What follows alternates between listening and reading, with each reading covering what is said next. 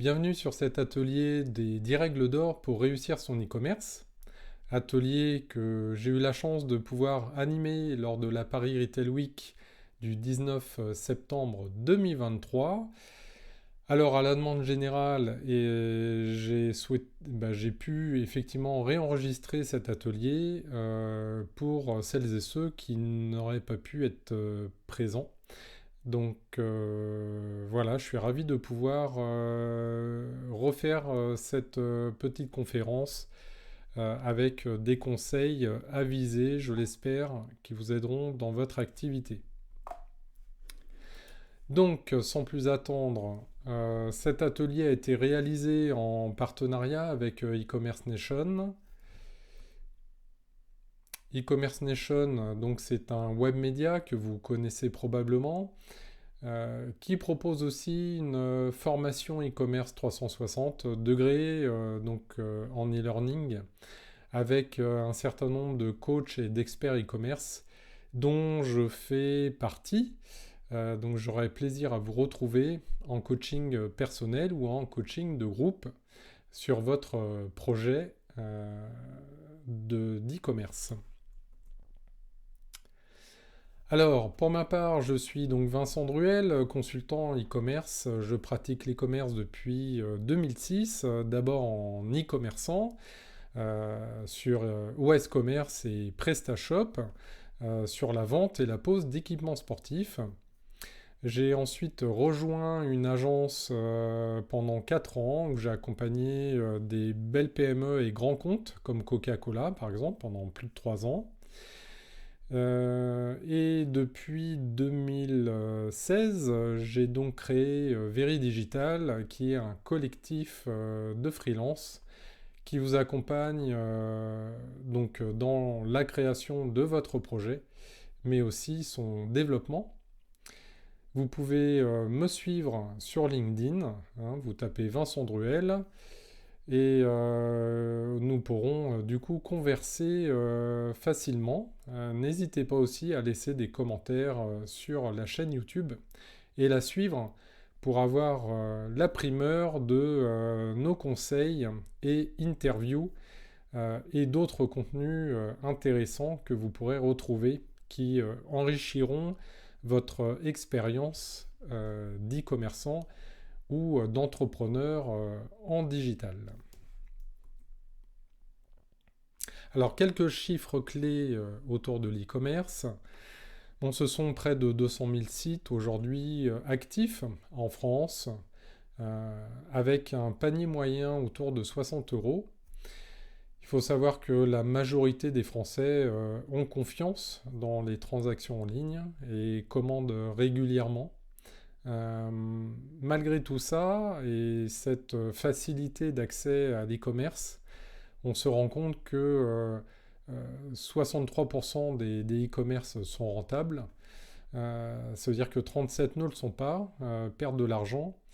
Et c'est essentiellement à ces e-commerçants-là que je m'adresse aujourd'hui, ou en tout cas celles et ceux qui veulent créer un e-commerce pour ne pas tomber dans ces aléas et perdre de l'argent, parfois de l'argent personnel ou des crédits ou des fonds d'investissement qui peuvent vous faire perdre effectivement beaucoup d'argent si vous ne maîtrisez pas votre e-commerce. Et c'est justement les sujets que l'on va aborder.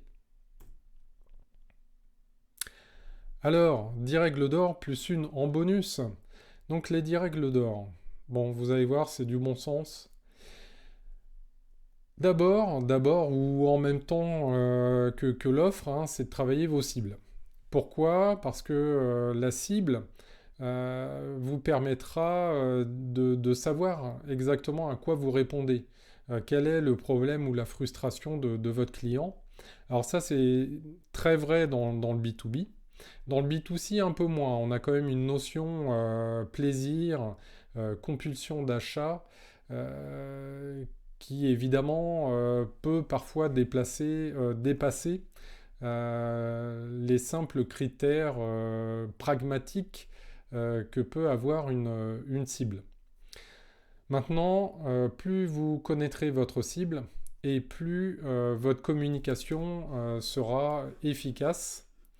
Euh, donc, vous aurez forcément plus de facilité à savoir sur quel canal se trouve votre cible, comment lui parler, qu'est-ce qu'elle attend de vous, de votre offre. Et donc, à ce titre, vous aurez plus d'efficacité dans vos actions de communication et dépenserez moins de budget. Donc, voici un exemple de persona, comment on peut le représenter. Donc, évidemment, on a tout cet aspect un peu carte d'identité du persona. Et on va quand même pas mal travailler sur ses motivations, ses loisirs, ses frustrations, ses attentes, mais aussi savoir sur quel réseau ou technologie cette personne a l'habitude de naviguer, puisqu'en fonction de votre cible, vous verrez bien que certains canaux sont plus adaptés que d'autres. Alors ce travail-là, il est nécessaire.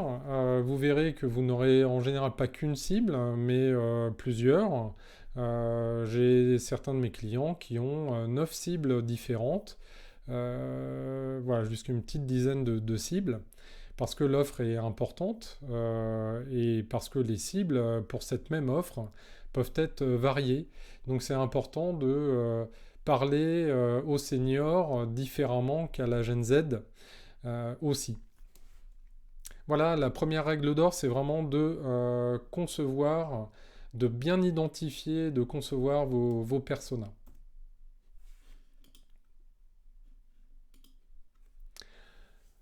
Donc, vous avez bien sûr l'offre. Alors l'offre, pour qu'elle soit impactante, elle doit être différenciante. Elle peut être différenciante par plusieurs critères, par son prix, par son originalité, par son exclusivité. Vous avez un contrat sur une zone locale ou nationale, voire même internationale, pour revendre un produit. Vous avez aussi sa rareté, bien sûr, hein, par la taille du catalogue. Vous prenez un Amazon ou un tout petit acteur. Évidemment, la taille du catalogue va inviter vos visiteurs, vos futurs clients à être plus fidèles puisqu'ils ont plus de produits. Et par les services associés, donc par exemple, vous avez la vente de bagages et on vous propose de vous les livrer juste au moment, juste avant votre départ en avion à l'aéroport. Voilà, ce sont des services premium qui peuvent être proposés, qui ne le seront pas par les gros mastodontes du marché. Donc ce sont des façons de vous différencier. Alors évidemment, la clé, c'est de trouver votre niche commerciale. Plus vous aurez affaire à des personas, une cible passionnée par ce que vous vendez ou qui a des besoins assez forts, et plus ce sera simple quelque part de sortir du lot et de garder, de fidéliser cette clientèle. Alors ce qui est important bien sûr hein, sur votre offre, c'est de penser marge également, donc d'avoir des marges suffisantes. Alors suffisante, ça veut dire quoi? C'est assez variable, on parle souvent de 60% de marge brute sur des produits si vous avez une petite volumétrie. Euh, mais si vous avez une volumétrie moyenne, c'est à peu près 30%, ça peut être moins à condition de faire un gros volume, comme on peut retrouver notamment dans la grande distribution, le discount.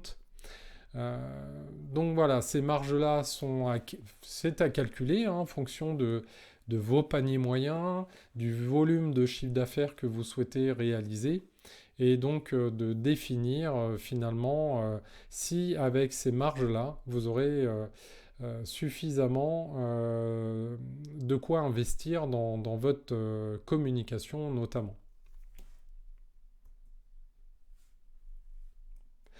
Alors, votre animation commerciale, évidemment, hein, c'est la clé, hein, comme lorsque vous vous rendez dans un magasin physique. Vous avez toujours des promotions, des soldes, des produits en tête de gondole, des nouveautés. Et évidemment, ces promotions, ces actions de commercialisation vont permettre d'animer, de rendre votre site et votre offre vivante. Donc c'est important évidemment que vous soyez dans cette démarche-là, mais j'attire votre attention sur la modération de l'utilisation de ces leviers pour plusieurs raisons. Un, déjà parce que si on veut que l'e-commerce soit dans une approche de développement durable ou de marketing responsable, il est important de ne pas abuser de ces leviers. Mais aussi parce que si vous vendez tout en promotion, vos clients vont penser à un moment donné que le vrai prix de votre produit est le prix en promo.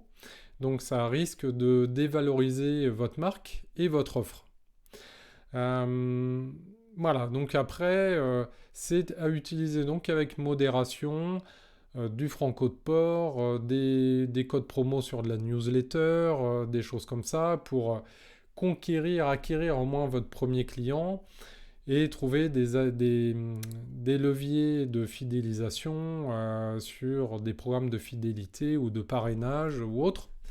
À vous de voir, mais je pense qu'il est important de fidéliser vos clients et donc d'avoir des actions de conseil, d'attachement à la marque, de valeur pour que vous puissiez fidéliser et donc baisser vos coûts d'acquisition au fur et à mesure du lancement de votre e-commerce. Alors, l'expérience client. Alors, c'est la clé hein, aussi pour augmenter bien sûr la conversion. Donc, la base, hein, c'est de tenir vos promesses. La promesse, c'est en termes par exemple, de prix produit, de qualité produit, de livraison, que ce que vous affichez soit vrai. Bien sûr, c'est informer le client au bon moment dans son parcours d'achat, donc de la page d'accueil jusqu'aux emails transactionnels. Faites en sorte qu'à chaque étape, il puisse trouver l'information pour répondre à ses questions, ses doutes, ses peurs aussi, hein. Il y a de l'anxiété quand on est dans le check-out. Ensuite, bien sûr, adopter les bons canaux de communication aussi pour votre relation client. Certaines personnes préfèrent le téléphone et d'autres le chat ou l'email. Donc, adapter votre canal en fonction de votre cible, d'où l'intérêt de bien définir vos personas.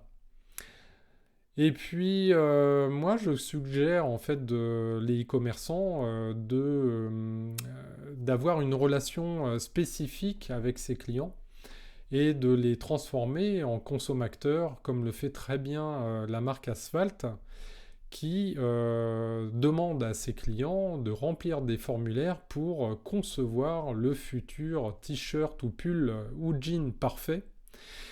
Et à ce titre-là, vous créez donc une véritable communauté autour de votre marque qui sera beaucoup plus engagée, donc plus dépensière aussi dans vos produits, avec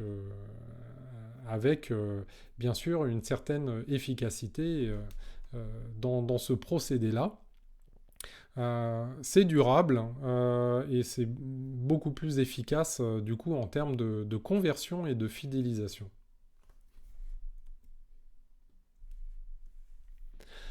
Alors concernant la communication, donc c'est important que vous ayez une ligne éditoriale qui soit adaptée à vos cibles, à vos personas. Et cette ligne éditoriale, elle va bien entendu répondre aux valeurs, aux attentes, aux passions, aux loisirs hein, de vos clients. Plutôt une tonalité professionnelle, corporate, institutionnelle, fun, décalée, engagée. Donc à vous de définir en fonction de vos cibles. et bien entendu d'avoir un plan de communication annuel parce que sur une année, vous avez un certain nombre d'événements qui sont déjà annoncés, des fêtes, des différentes fêtes, jours fériés, les journées internationales, les vacances, les rentrées scolaires, etc. Vous avez des moments qui sont cadencés dans une année, en plus de votre saisonnalité. Donc adaptez-vous sur l'année, mais par anticipation. Ce qui vous aidera aussi d'ailleurs sur votre logistique à bien gérer vos flux de commandes de produits et les moyens à mettre en œuvre en termes de communication, donc au bon moment. Donc la communication, finalement, c'est vraiment votre carburant pour acquérir, mais aussi fidéliser vos clients. Carburant, bien sûr, dans l'acquisition et la fidélisation à travers des newsletters, mais aussi les réseaux sociaux, par exemple. Alors, alerte, hein, attention, c'est souvent le budget qui va coûter le plus cher sur l'e-commerce, hein, en dehors du stock ou des charges de personnel, mais c'est un budget qui est conséquent. Tout dépend de la taille de votre entreprise, bien entendu. Et par contre, ne négligez pas ça et s'il vous plaît, faites vraiment votre business plan en intégrant le vrai budget de votre communication. Vous pourriez être surpris et malheureusement, je vois trop souvent des budgets très très insuffisants, notamment les premières années du lancement jusqu'à maturité.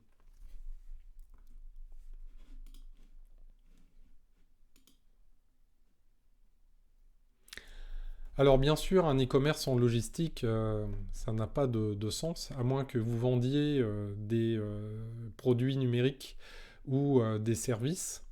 En tout cas, si vous vendez du produit physique, et évidemment, vous ne passerez pas à côté.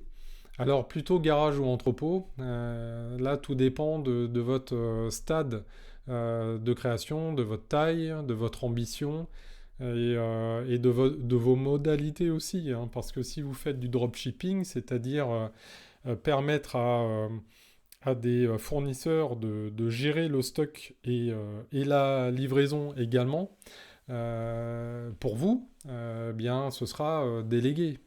Vous pouvez avoir aussi en intermédiaire une logistique où vous réservez, en fait, vous louez des mètres carrés avec le service qui va avec, qui peut aller vraiment de la réception des produits, du stockage, de la gestion du flux, jusqu'à la livraison et même de la personnalisation de cartons, de flyers à mettre dans vos cartons, etc.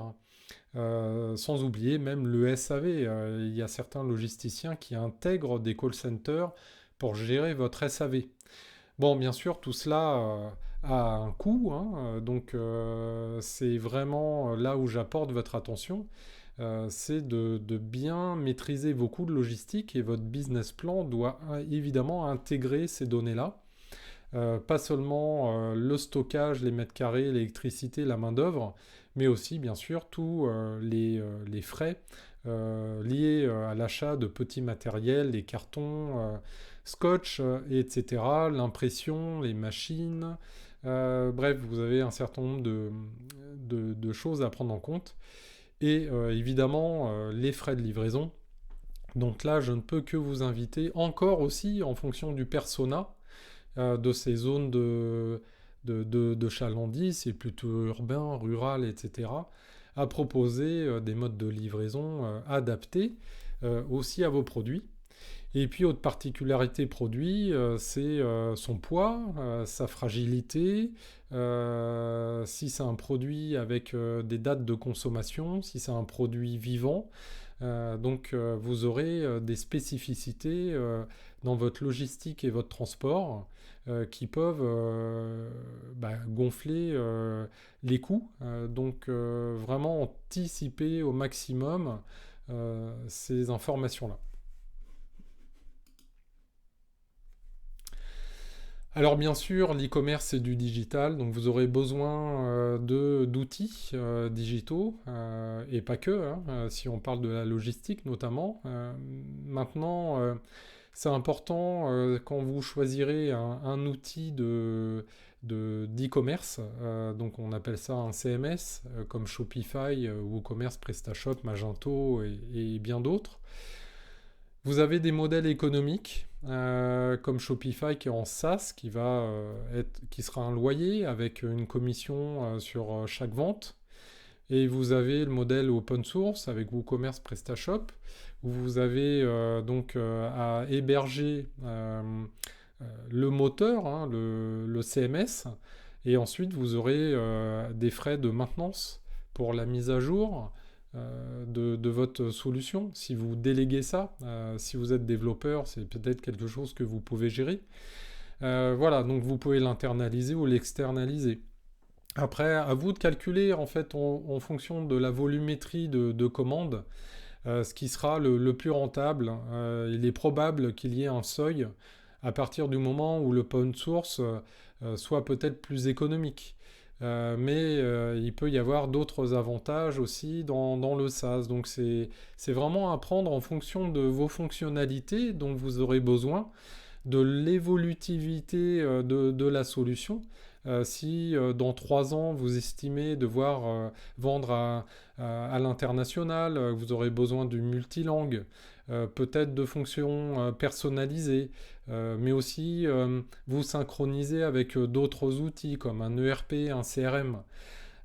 Tout ça est à prendre en compte le plus tôt possible, puisque ça justement vous aidera à choisir le bon outil et faire le bon choix pour éviter de faire une refonte toujours coûteuse et complexe au niveau technique d'ici 2 ans, 3 ans. Voilà.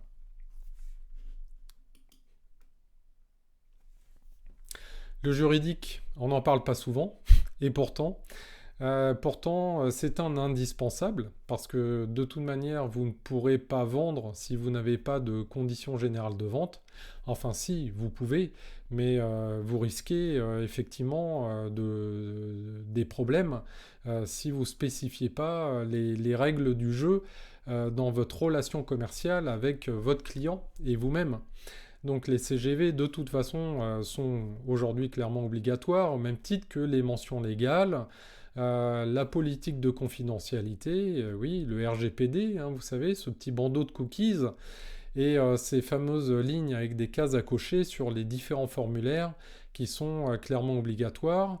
Donc attention aux amendes hein, qui peuvent être assez lourdes, hein, indexées sur notamment un pourcentage de votre chiffre d'affaires. Vous pouvez assez simplement éviter ces problèmes-là. Mais c'est pas que ça. Là, on est plutôt sur la relation avec vos clients, mais il y a la relation aussi avec vos fournisseurs. Donc, très important d'avoir une relation bien définie avec vos fournisseurs et d'autant plus quand il s'agit de dropshipping, puisqu'ils vont avoir un impact stratégique dans la qualité de votre e-commerce.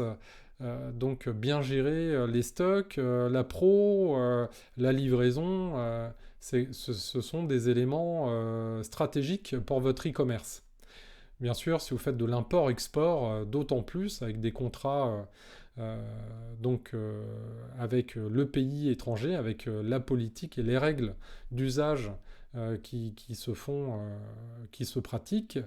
Et puis vous aurez les contrats avec vos prestataires et tout ce que vous allez par exemple déléguer, une agence, des freelances, des systèmes divers et variés. Bref, en tout cas, toutes les relations prestataires doivent être contractualisées. Et je vous assure, alors c'est vrai pour les petits, beaucoup moins pour les gros, mais pour les petits, il y a des fois des prises de risques inconsidérées. Donc c'est vraiment important que vous soigniez ces éléments-là. Et surtout, faites attention au copier-coller que je vois très régulièrement sur les CGV et mentions légales. N'oubliez pas dans ces cas-là de faire relire, c'est ce que je vous invite à faire, hein, par des spécialistes, hein, avocats d'affaires par exemple, pour vérifier que c'est cohérent aussi avec votre activité. Et n'oubliez pas les mauvais liens qui pourraient rediriger vers d'autres sites que les vôtres. Bon, c'est des petites choses que je vois assez régulièrement, donc je voulais porter votre attention sur ces points-là. Alors, encore une fois, le pilotage, malheureusement, trop négligé. Quand on parle d'indicateurs, de KPI, d'indicateurs clés, c'est tellement important. Vous voyez un tableau de bord de suivre votre activité, de chiffre d'affaires, de vente, hein, tout simplement, mais aussi de communication, de commercialisation. Vous avez à peu près, allez, une quinzaine de KPI ultra indispensables, incontournables à suivre au quotidien. Vous verrez en fait que ils ne suffiront pas, bien entendu, au développement de votre activité. Dès que vous voudrez voir si votre campagne Google Ads est performante, bah, vous serez obligé d'ajouter une quinzaine, une vingtaine, voire plus d'indicateurs. Et ça, c'est valable pour chaque canal de communication. Donc clairement, en moyenne, on est autour de 100-130 KPI pour bien suivre une activité e-commerce. Et pour ça, je vous invite à agréger les données sources, les bonnes données, parce que là encore, vos données peuvent être de qualité différente en fonction des plateformes. Donc prenez la bonne donnée où elle se trouve et agrégez-les par exemple dans Looker, qui est l'ancien Google Data Studio, c'est gratuit. Et vous pouvez vraiment piloter votre activité au jour le jour, en temps réel, et avoir des indicateurs pour vous permettre de corriger vos actions ou amplifier des choses qui fonctionnent bien. En tout cas, sans indicateur, sans tableau de bord, vous naviguez à l'aveugle et clairement, c'est juste pas possible.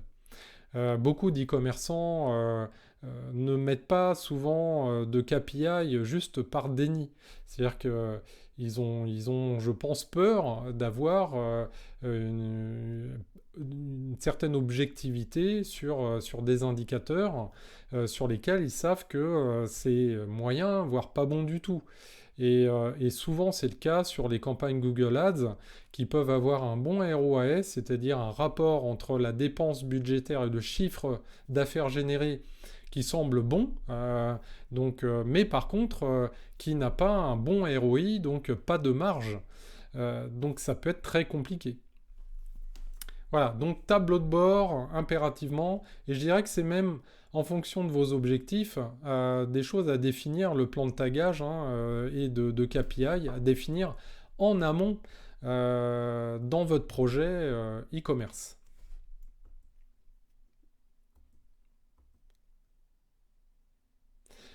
Alors, une des règles d'or, bien sûr, est associée à vos compétences.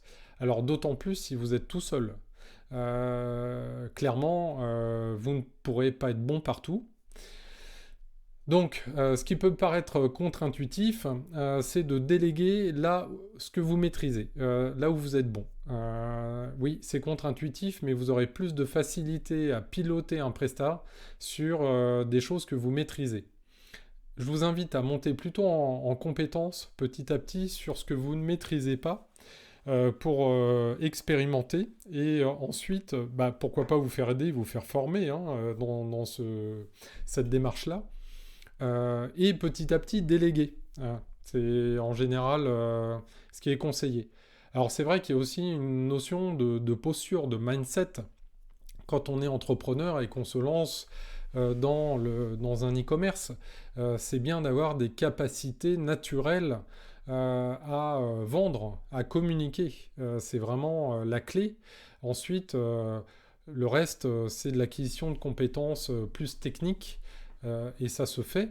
Donc voilà, moi je vous invite vraiment à faire attention à vos compétences et à votre posture dès lors que vous lancez un projet. Bon, si vous êtes déjà une entreprise avec une équipe, là on est dans une autre configuration et vous pourrez avoir plusieurs personnes dans certaines divisions ou business unit ou autres, bon, peu importe.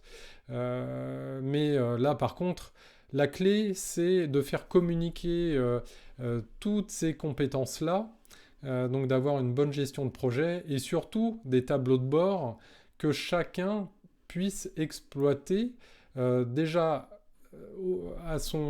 autour de sa propre compétence, mais en phase avec les autres services. Et ça, c'est la difficulté que l'on retrouve chez des e-commerçants d'une certaine taille. Voilà, chaque e-commerçant aura ses avantages et ses inconvénients. Donc voilà pour mes 10 règles d'or, c'est-à-dire ne pas oublier en tout cas de traiter ces points-là, de bien les traiter, si possible, quand vous créez votre projet avec un certain ordre, vous allez traiter évidemment l'offre, la cible, les KPI très vite en amont. Et puis vont venir après, quand vous aurez fait votre cahier des charges, tout ce qui est logiciel, la logistique, le transport, le juridique, etc.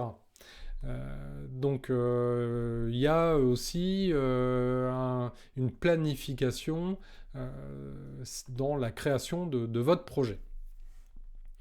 Alors voilà, il me reste encore une règle d'or que je rajoute en bonus, je la mets un peu à part, mais elle est tellement importante dans la réussite de la création de votre marque, de votre e-commerce, et tellement importante dans la durabilité, la pérennité de votre activité, que finalement, on ne peut pas passer à côté. Et j'en ai parlé à demi-mot, mais pas complètement. Donc je vais vous la présenter maintenant. Cette règle d'or, hein, c'est finalement de créer votre communauté. L'idée, c'est d'avoir une marque puissante, qui permette finalement de fédérer plus que des clients, des consommateurs, mais vraiment des gens qui ont des valeurs que vous portez également. Et c'est important que vous travaillez sur votre plateforme de marque, donc que vous ayez une vue précise sur votre mission, votre vision, vos valeurs, bon, la signature, mais votre ambition, votre différenciation. Et à partir de là, vous aurez déjà plus de facilité finalement à fédérer des consommateurs, hein, des clients, une communauté autour de vous. Donc c'est important, surtout d'autant plus que la Gen Z, hein, nos jeunes jusqu'à 25 ans, sont particulièrement sensibles aux valeurs et à l'éthique des marques. Donc c'est quand même une large majorité. Et donc, dès aujourd'hui et encore plus demain, soyez vraiment vigilants avec ça. C'est-à-dire que proposer un site e-commerce pour vendre du produit, voilà, juste ça, basta, ben, il y a de fortes chances que votre marque soit pas durable parce que vous allez vous faire bouffer par les marketplaces, que vous ne raconterez pas d'histoire auprès de votre communauté qui vous suivra avec grand plaisir en fait sur les réseaux sociaux, sur votre newsletter, etc. Pour moi, en tout cas, c'est la clé et c'est vraiment très personnel, mais je vous invite à lire le livre Tribu de Seth Godin, qui est un marketeur américain très connu et qui a développé une théorie, hein, autour de la création de communautés. Et vous verrez donc, si vous le lisez, tous les avantages à vous associer cette tribu autour de vous. Alors, quelques exemples, hein, de marques fortes qui justement ont fait ce travail sur la marque et qui colportent en fait un message avec Nike, hein, j'ai pris les plus connus là. Nike, just do it, hein, fais-le, hein, c'est tout simple, mais mets-toi à l'action, hein, c'est ça que ça veut dire. Donc il y a vraiment des valeurs. Après, ok, sur les produits développement durable, ça c'est autre chose, mais il y a cette communauté, ce message. Red Bull, c'est le dépassement de soi. On est vraiment dans du sensationnel, sortir de sa zone de confort. Et ça touche essentiellement les sportifs, voilà, toute cette catégorie de personnes qui aiment le sport extrême, qui veulent aller au-delà de leurs limites. Et puis après, vous avez des marques, pour certains, certaines moins connues, hein, c'est Asphalt, hein, je vous en parlais. Donc ils sont engagés, hein, dans une démarche de qualité, avec un peu d'humour et en même temps de, d'engagement vis-à-vis du développement durable. Donc c'est intéressant, cette approche aussi. Vous avez le label Emmaüs, hein, qui est un e-shop militant, hein, c'est vraiment leur signature. Donc la première marketplace de la solidarité et du réemploi. On en voit de plus en plus, hein, de développement d'actions dans cette direction-là, et tant mieux. Voilà, donc ça c'est important et ça fédère une communauté. Bon, vous avez Fago engagé la génération contre le dérèglement climatique. Donc bon, c'est une belle signature. Après, à voir si dans les coulisses tout est fait pour et qu'on voilà le risque de tout ça, c'est d'être aussi dans du greenwashing, donc à bien doser. À vous de rentrer aussi, à faire connaissance avec la marque et puis de vérifier, hein, que leurs actions de sourcing de matière, de fabrication soient bien respectueuses de l'environnement. C'est bien de l'annoncer, c'est mieux de le faire.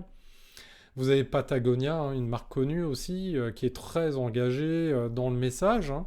Bon, là pareil, fabrication, est-ce que c'est quali, est-ce que c'est au bon endroit, au bon moment, etc. Bon, bref. En tout cas, il y a un engagement politique. Vous avez un petit acteur breton, la vie en mode zéro déchet avec Solide. Et voilà, donc ce sont des marques en fait qui portent et qui veulent pardon, créer une communauté autour d'elles, clairement. Voilà, donc j'en ai fini avec cette présentation. Donc les fameuses règles d'or, hein, ce sont en fait des prérequis, des fondamentaux, des choses à ne pas oublier dès lors que vous aurez ce projet e-commerce en tête. Pour les e-commerçants, eh bien, c'est bien de checker les cases et de se dire, ah bah oui, moi j'ai fait ça, ça marche. Ah, ma marque, ouais, elle n'a pas de baseline, pas de message. J'aimerais créer une communauté, c'est vrai que ça peut être un sujet. La logistique, bah oui, je la maîtrise pas assez. Pourquoi? Parce que j'ai pas de tableau de bord ou d'indicateur de suivi. Bon, voilà, c'est utiliser ces bonnes pratiques pour vraiment que votre e-commerce soit rentable. S'il est rentable, il sera durable et pourra pérenniser son activité. Voilà, soyez attentifs à l'ère du temps. Depuis le confinement, clairement, les attentes des consommateurs ont évolué. Les comportements, les habitudes, la sensibilité à certaines choses. Donc, vraiment, soyez attentifs à ça. Si vous avez un besoin d'un projet, conseil, une problématique, n'hésitez pas à me contacter. Vous avez toutes les coordonnées. Et sur YouTube, vous avez le rendez-vous sur mon Calendly pour prendre rendez-vous directement dans mon agenda. Voilà, j'ai fini avec cette conférence, j'espère que ça vous aura plu. J'ai d'autres ateliers que j'ai présentés, comme par exemple mener son projet e-commerce à bien, les trois phases importantes à ne pas louper dans votre projet. Vous retrouverez aussi des interviews autour de l'e-commerce et globalement du marketing digital, aussi de l'entrepreneuriat. Donc c'est toujours intéressant d'entendre des entrepreneurs échanger sur leur quotidien, leurs problématiques, leurs réussites. Et je vous dis donc à très bientôt pour de nouveaux contenus. D'ici là, bien, portez-vous bien.